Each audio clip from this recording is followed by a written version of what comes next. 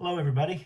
I tried to find a good YouTube video on income statements, and I really couldn't find anything that would have been better than me. So I wanted to uh, make a real short video talking about the income statement. There are three basic financial statements. There's the income statement, the balance sheet, and the statement of cash flows. Um, all three are important, but as a former business owner of three businesses, I can tell you, to me, and in my own opinion, and I would argue this with anybody, the income statement is the most important statement. And there's a couple reasons for that. One, during the course of a month or a quarter, you can really track where sales are coming from, but you can also really track where you're spending your money. And of course, the income statement at the very bottom line is net profit. And that's the money that you get to put in your pocket at the end of the month or at the end of the week or the end of the quarter. And that's obviously, to any small business owner, that's very important. But not only can you see how much money you're going to be able to put in your pocket at the end of the month or week or quarter, you can also see where you've been spending money. And you can look at your operating expenses. And in class, I almost always say this, or I hope I always say it. When you are listing your operating expenses, you need to be very specific and list everything that you possibly can think of that's going to be an expense for that month. The income statements that you'll be doing for the business plan are three consecutive pro forma statements. So in other words, 3 months of estimated income statements. That being said, you really want to be as critical and as specific as possible when you are listing your operating expenses. So taking time to think, what am I going to be spending money on during this month? Salaries, rent, utilities, supplies, not inventory.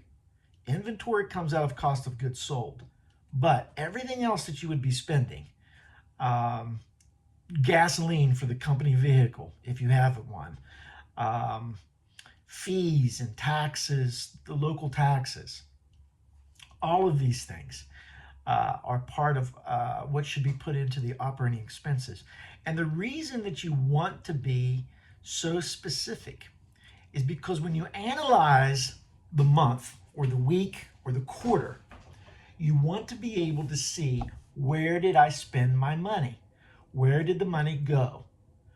And in order to do that, if you're not specific and you just have a category, miscellaneous expenses, and there was $500 in miscellaneous expenses, you're thinking, well, where in the hell does that money go to?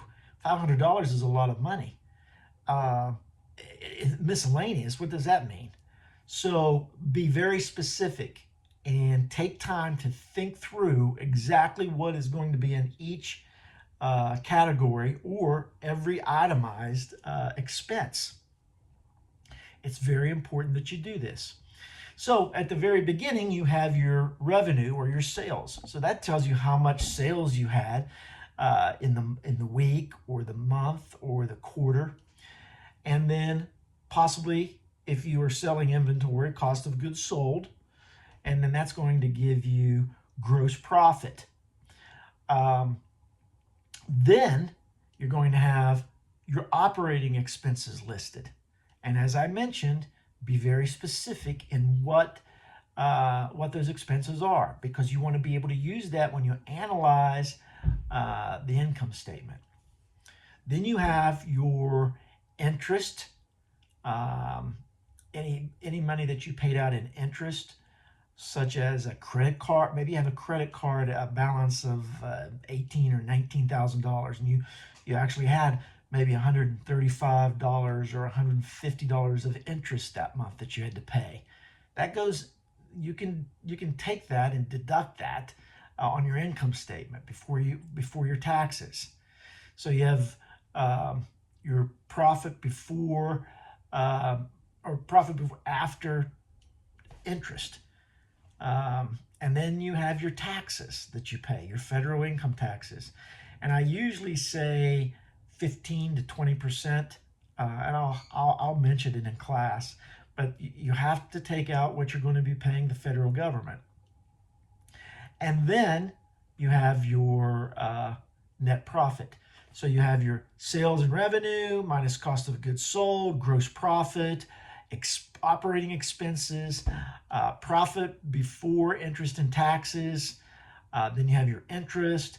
Then you have your taxes, and then your bottom line, your net profit.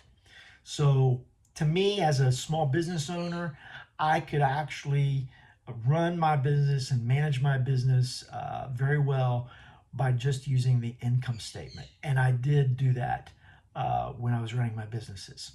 So hopefully that gives you a little bit more explanation. Hopefully you'll what you hear in class from me, but then also this video will back that up. And if you have any other questions, please feel free to ask. Talk to you soon.